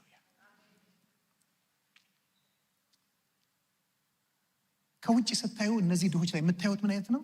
ምግብ የተራቡ ሰዎች ነው አይደል? እንትን የተራቡ። ነገር ግን እነዚህ ሰዎች ውስጣቸው ምን የተራበ ነው? ጽድቅን የሚራቡና የሚጠሙ ናቸው። ምን አላቸው ጌታ? ይጠግባሉ። እንጀራ አይደለም የሚጠግቡት፣ ገንዘብ አይደለም የሚጠግቡት፣ የተጠሙት የተራቡትን ጽድቅን ይጠግባሉ። ሃሌሉያ። ዋው። የሚምሩ ይላል። ብፁዓን ናቸው። በነገራችን ላይ የሚምሩ ማለት ትንሽ ቃሉ ላይ የመረዳት ችግር አለብን። ምክንያቱም ይቅር የሚሉ ብለን ስለምንተረጉመው መማርና ይቅርታ የተለያዩ ናቸው። ይሄኛው የሚምሩ የሚለው መማር፣ ምህረት ማለት ኸሴድ የሚል ቃል ነው በዕብራይስጥ። ኸሴድ ማለት ላቪንግ ካይንድነስ ማለት ነው። ወይም በአማርኛ እንዴት ላስቀምጥላችሁ መሰላችሁ? ከፍቅርና ከርህራሄ የመነጨ በጎነት ማለት ነው። ስለዚህ ምን ማለት ነው? መማር የበደለንን ሰው ይቅር ማለት ሳይሆን ለማንኛውም ለማናቀውም ግን ምንም ለማይገባው ሰው በችግሩ በሚያስፈልገው ነገር የሚገርም ቸርነት ማድረግ ማለት ነው። በነገራችን ትዝ ይላችኋል ያንን ሳምራዊው ሰው፣ ደጉ ሳምራዊ ታስታውሳላችሁ? ጌታ ኢየሱስ ክርስቶስ ያኛው እንትን ታቤዮ ፈሪሳዊው ባልንጀራዬ ማን ነው ሲል ምሳሌ ነገረው። ምሳሌው ላይ ምንድን ነበር? አንድ ሰው ከኢየሩሳሌም ወደ ኢያሪኮ ወረደ። በመንገድ ላይ ወንበዴዎች ያገኙት፣ ደበደቡት፣ ገፈፉት አይደል? ያለውን ወስደው ሄዱ። በሞትና በሕይወት መካከል ትለውት። ከዛስ ካህን መጣ አልፎ ሄደ፣ ሌዋዊ መጣ አልፎ ሄደ። አንድ ደግሞ ሳምራዊ ሰው አህያ ይዞ ወይን ይዞ እንትን ይዞ ረዥም መንገድ ምን እያደረገ ነው? ሰውየውን ያውቀዋል? ቀጠሮ አላቸው። ከዚህ በፊት በድሎታል። ምንም አይተዋወቁ። ግን አየው ወድቆ። ከዛስ አዘነለት፣ ተቀረበና ምን አደረገ? ልብሱን ቀዶ ያን የሚፈሰውን ደም አሰረና አልኮል ያስፈልግ የለ ወይን ጠጅ ምን አረገበት? አፈሰሰበትና አንስቶ እንስሳው ላይ ጭኖ መንገድ ቀይሮ እንግዳ ማረፊያ ፈልጎ እዛ ወስዶ አስተኝቶ እስኪነቃ ድረስ ቁጭ ብሎ አደረ። በነጋውም ይላል ከዛስ መንቃቱን ሲያይ ለባለቤቱ ገንዘብ ሰጠነ ከፈለና እስካሁን ለወጣው ወጪ እንካ ከዚህ በኋላ ማለት ሌላ የምታወጣ ከሆነ እኔ ስመጣ ሰጣለሁ ብሎ ይሄን ከዛ ጌታ ምን አለ? ቆይ ከነዚህ ከሶስቱ ከሌዋዊው ከካህኑና ከሳምራዊው ለዚህ ሰው ባልንጀራ የሆነለት የትኛው ነው አለው። ምን ብሎ መለሰለት? ምህረት ያደረገለቱ ነው አለ። ከዛ ጌታ ምን አለው? አንተ ሂድና እንዲሁ አድርግ። ምን ያደረገለት? ምህረት። ምህረት ማድረግ ማለት የማይጠበቅ የማይገመት ቸርነት ማድረግ።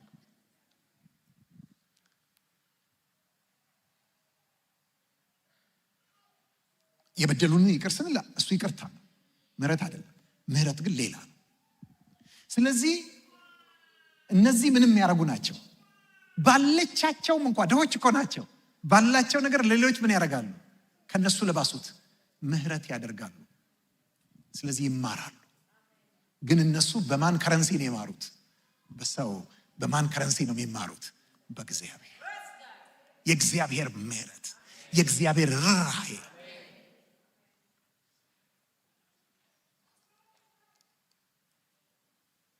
የሚያስተራርቁ ብፁዓን ናቸው የእግዚአብሔር ልጆች ይባላሉ። ስለ ጽድቅ የሚሰደዱ ብፁዓን ናቸው፣ መንግስተ ሰማያት የእነርሱ ነው። ወገኖች ተሰዳችሁ የምታውቁ ከሆነ ማለትም እዚህ ሀገር የሚመጣችሁት ብዙዎቻችሁ በስደት ሊሆን ይችላል። ግን ይሄ ሪል የሆነ ፐርሲኪውሽን በጣም ከባድ፣ በጥላቻ ላይ የሚመሰረት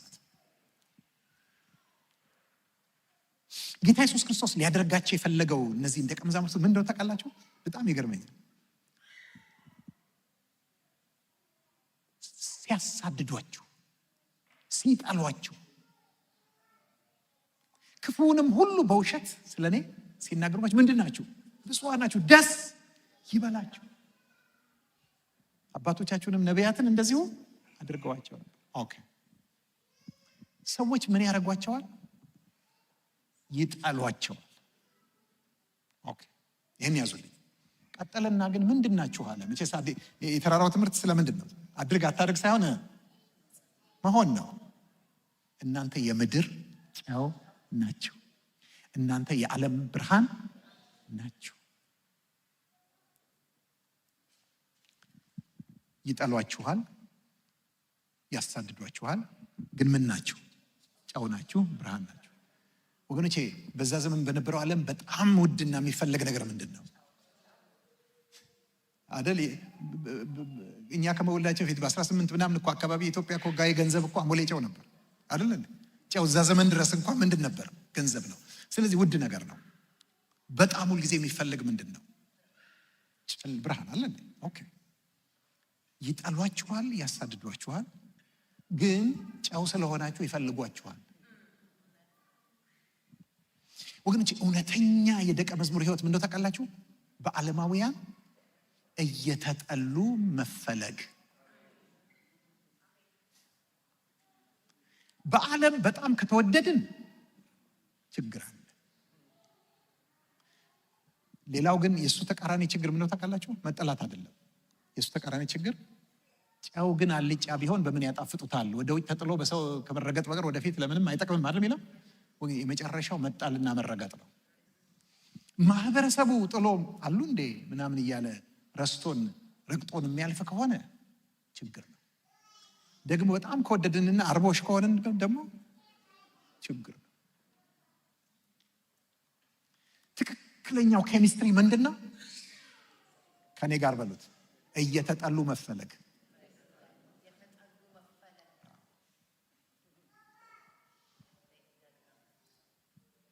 ሲጮክ ብላችሁ በሉት።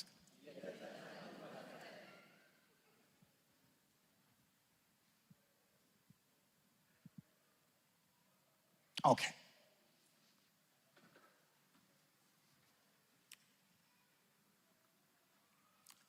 ጥቂት ደቂቃዎች እናገራለሁ። ጥቂት ደቂቃዎች ይሄንን ሳላሳያችሁ መሄድ ስለማልፈልግ ነው።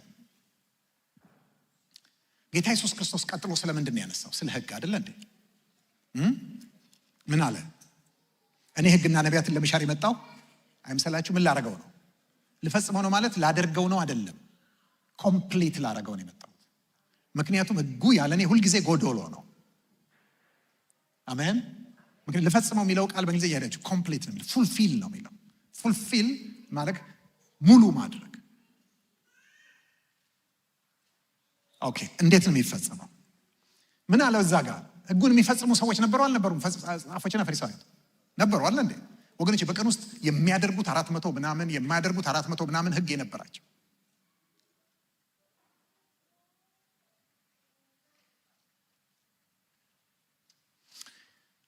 ምን አለ? ጽድቃችሁ ከጻፎችና ከፈሪሳውያን ካልበለጠ ወደ መንግስተ ሰማያት አትገቡም ማለት ምን ማለት ነው? እነሱም ምን አይሆኑም ማለት ነው? አይገቡም። ለምን? ሕጉን ምን እያደረጉ አይደለም? እየፈጸሙት አይደለም። ሊፈጽመው የመጣው ማን ነው? ኢየሱስ ክርስቶስ። ሕጉ በማን ነው ፍጻሜ የሚያገኘው? በኢየሱስ ክርስቶስ ነው። ሕግን መፈጸም ምን ማለት እንደሆነ እነግራችኋለሁ። አሁን ግን አንድ ነገር አብረን እንድናይ እፈልጋለሁ። ቁጥር 19 እንግዲህ ከነዚህ ከሁሉ ካነሱት ትእዛዛት አንዲቱን የሚሽር ለሰውም እንዲሁ የሚያስተምር ማንም ሰው በመንግስተ ሰማያት ከሁሉ ታናሽ ይባላል። የሚያደርግ ግን የሚያስተምር ማንም ቢሆን እርሱ በመንግስተ ሰማያት ታላቅ ይባላል። ይህን በደንብ ስሙኝ። ውስጣችሁ እንዲታተም እንዲቀረጽ ይዛችሁት እንድትሄዱት የምፈልገው ነገር ነው። መንግስተ ሰማያት ውስጥ ወይም በእግዚአብሔር አገዛዝ ውስጥ በእግዚአብሔር አስተዳደር ውስጥ መግባት አንድ ነገር ነው አይደል እንዴ? አይደለ? ነገር ግን ያው መግባት በእምነት ነው፣ በክርስቶስ ኢየሱስ በማመን ነው። ግን እዛ ውስጥ ታላቅ መሆን አለ፣ ታናሽም መሆን አለ። ወገኖቼ እናንተ በክርስቶስ አምናችሁ ወደ እግዚአብሔር መንግስት ገብታችኋል። ግን ትልቁ ጥያቄ በዛ መንግስት ውስጥ ምንድን ነው የምትሆኑት? ታላቅ ወይስ ታናሽ? ወሳኙ ማን ነው?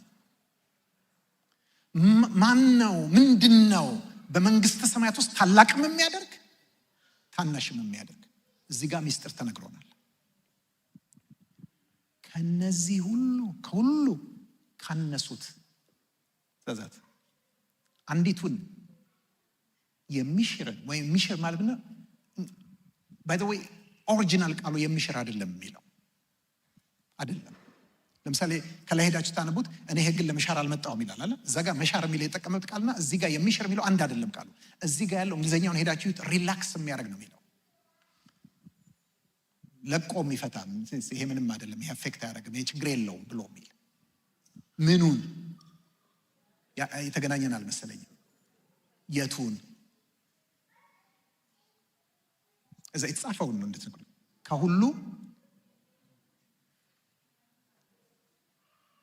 ከሁሉ ያነሰው እባካችሁ ያዙልኝ ወገኖቼ። ከሁሉ በሉት እንደገና፣ ከሁሉ ያነሰው ወሳኝ ነው። እሱን የሚያቃልልና ኦኬ የሚልና ያንንም የሚያደርግ ታናሽ ይሆናል በመንግስተ ሰማያት ውስጥ። እሱን ደግሞ የሚያደርግና እንዲሁም የሚያስተምር ደግሞ ምን ይሆናል? ታላቅ። ወገኖቼ ስሙኝ፣ ወሳኙ ምንድን ነው? ትንሹ በሉት ባካችሁ። ከሁሉ ሕግ የትኛው ነው ወሳኙ? ትንሹ። ምን ማለት ነው? እስቲ በክርስቶስ ኢየሱስ በማመን ወደ እግዚአብሔር መንግስት ገብቻለሁ፣ በመንግስቱ ግን ታላቅ መሆን እፈልጋለሁ የምትሉ እጃችሁን አሳዩ። ትፈልጋላችሁ? ትፈልጊያለሽ? ታላቅ መሆን?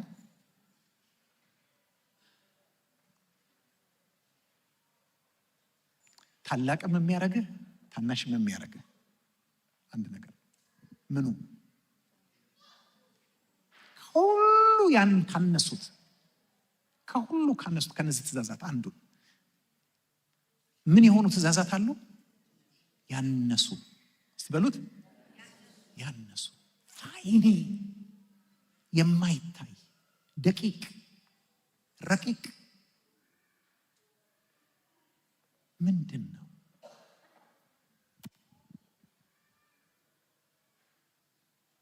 ጌታ ኢየሱስ ክርስቶስ ከስር ይዘረዝረዋል። ይሄን ካለ በኋላ ወዲያው ነው ለቀደሙት አትግደል እንደተባለ ሰምታችኋል፣ እኔ ግን እላችኋለሁ በወንድሙ ላይ የሚቆጣ ወንድሙን ጨርቃ የሚል ወንድሙን የሚንቅ አይደለ፣ ወንድሙን የሚሰድብ ወንድሙን የሚጠላ ፍርድ ይገባዋል። ኦኬ በደምብ ስሙኛ። ህጉ ምንድን ነው የሚለው? አትግደል ነው የሚለው አይደል እንዴ? አትግደል ነው። ውስጡ ግን አትጥላ የሚል አለ የለም? ይታያል አይታይም? አለ ግን አይታይም። አናሳ ነው፣ ደቂቅ ነው። ስለዚህ እነዚህ ህግን እንጠብቃለን የሚሉት ጻፎችና ፈሪሳውያን ምን ላለማድረግ ነው የሚጠነቀቁት? ላለመግደል ነው የሚጠነቀቁት። ድብን አድርገው ግን ይጠላሉ።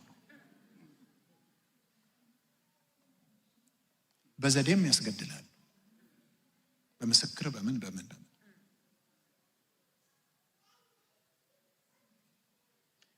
ስለዚህ ምንም ሳይገድል ዘመኑን የኖረ ምን ይባላል? ጻድቅ። ማን ነው የሚለው? ሰው። ምክንያቱም ያችኛው አትታይም። ሰው ትኩረት የሚሰጠው ውጫዊው ላይ። ጌታ መጣና ታላቅም የሚያደርገው ታናሽም የሚያደርገው ውስጣዊው ነው። የሚታየው አይደለም፣ የማይታየው ግዙፉ አይደለም፣ ደቂቁ ረቂቁ።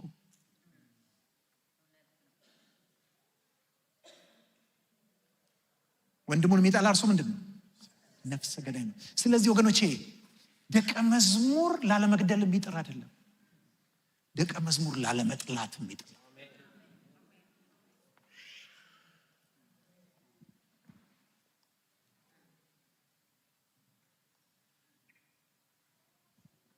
የማይታየው ህግ፣ ውስጣዊው ህግ ወይም ደግሞ የህጉ ስጋ ሳይሆን የህጉ መንፈስ። ሃሌሉያ። የህጉ መንፈስ ለካ ምንድን ነው የሚለው? ነው አትጥላ ነው የሚለው። የህጉ ስጋ ደግሞ ከውጭ አትግደል ነው የሚለው።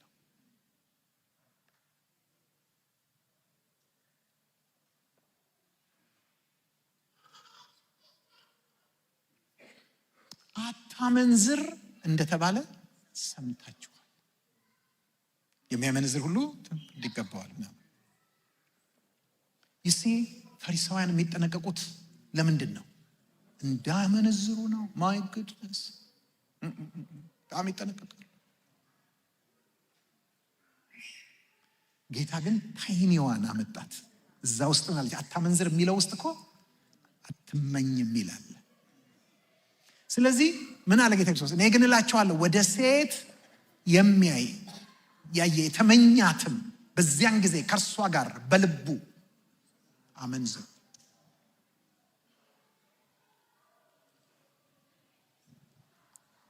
ስለዚህ የክርስቶስ ደቀ መዝሙር ላለማመንዘር የሚጠነቀቅ አይደለም። ፓስተር አይዞህ ጨርሰዋል አረፍተ ነገሩ። ላለማመንዘር የሚጠነቀቅ አይደለም። እኔ ላለማመንዘር ተጠንቅቄ አላውቅም። ጌታን ካገኘው 39 ዓመቴ ነው፣ ሊሞላኝ ነው። በአገልግሎት ስዞር 36 ዓመቴ ነው። ላለማመንዘር ተጠንቅቄ አላውቅም።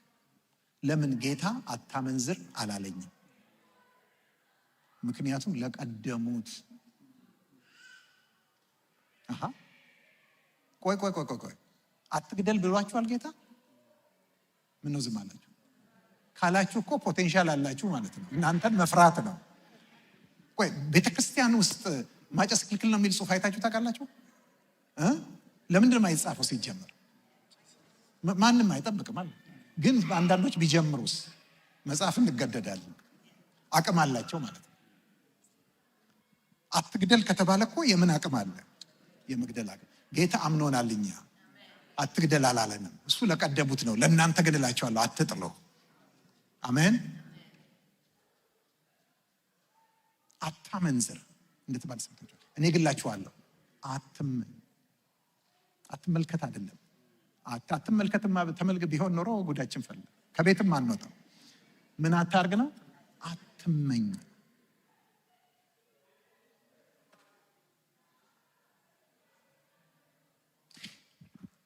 ትንሹ የትኛው ነው? የማይታየው መጥላት፣ መመኘት። ትልቁስ የሚታየው መግደል፣ ማመንዘር። ስለዚህ ወገኖቼ የክርስቶስ ሕይወት የሚቆጣጠረው ድርጊትን አይደለም፣ ኢንቴንትን ነው፣ ሐሳብን ነው። ምክንያቱም ሐሳብ ነው ድርጊት የሚሆነው። ወገኖቼ ሕጉ ቀድሞም የተሰጠው ሕጉ ሊሽረው አልመጣሁም ብሎ የሚለው ሕጉ ምን የለውም? ምን አለው? መንፈስ አለው። መንፈስ አለው። መንፈስ አለው። መንፈሱ ምንድን ነው ካላችሁኝ፣ ፍቅር ነው። አሜን። ሕግ ሁሉ በምን ይጠቀልላል? ሃሌሉያ። ባልንጀራውን የሚወድ ሕግን ሁሉ ምን አድርጎታል?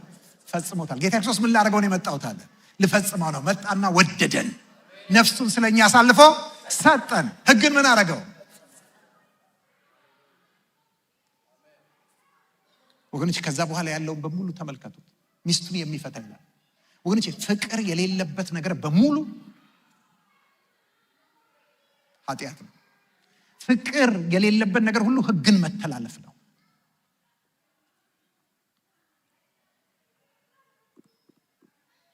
ለቀደሙት ምን ተብሎ ነበር? በውሸት አትማል ተብሎ ነበር። ማለት ስትመሰክር በውሸት አትማል፣ ምልህ አትመስክር ነው አለ እንዴ?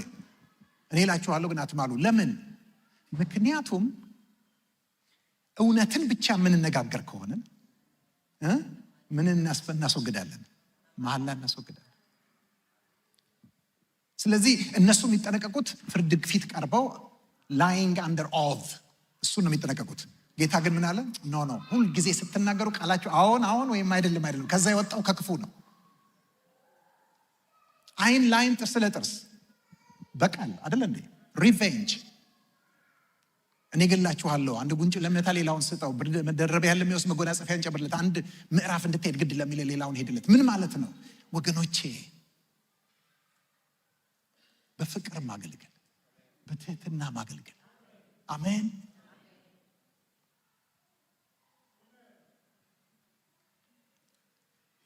ጌታ ኢየሱስ ክርስቶስ ይህን ካለ በኋላ ባልንጀራን ውደድ ጠላትንም ጥላ እንደተባለ ሰምታችኋል። እኔ ግላችኋለሁ። ተመልከቱ፣ ተፈቅዷል እኮ በብሉይ ኪዳን ባልንጀራ ምን አድርግ? ውደድ፣ ጠላትህን ግን ጥላ ተብሎ ተፈቅዷል። ጌታ ግን መጣና ምን አለ? ኖ እኔ ግላችኋለሁ በሰማያት ላለው አባታችሁ ልጆች ትሆኑ ዘንድ ጠላቶቻችሁን ውደዱ፣ የሚረግሟችሁን ለሚጠሏችሁም መልካም አድርጉ፣ ለሚያሳድዷችሁም ጸልዩ። እርሱ በክፎችና በጎች ላይ ፀሐይን ያወጣል፣ ጻድቃንም ኃጢአተኞች ላይ ዝናብ ያዘንባልና። ከዛስ መጨረሻ ላይ የሰማዩ አባታችሁ ፍጹም እንደሆነ እናንተ ምን ሆኖ ፍጹማን ሆኖ። ይሄን ነግሬያችሁ ልጨርስ ወገኖች። ማን ነው ከኛ መካከል ፍጹም መሆን የሚችል? ማንም። ነገር ግን ልንገራችሁ፣ ፍጹሙ ግን በእኛ ውስጥ ፍጹም ሆኖ መገለጥ ይችላል። ሃሌሉያ አሜን። ስሙኝ ወገኖቼ፣ እኛ የተቀበልነው ህይወት፣ የተካፈልነው ጸጋ በዚህ ልክ የሚያኖር ነው።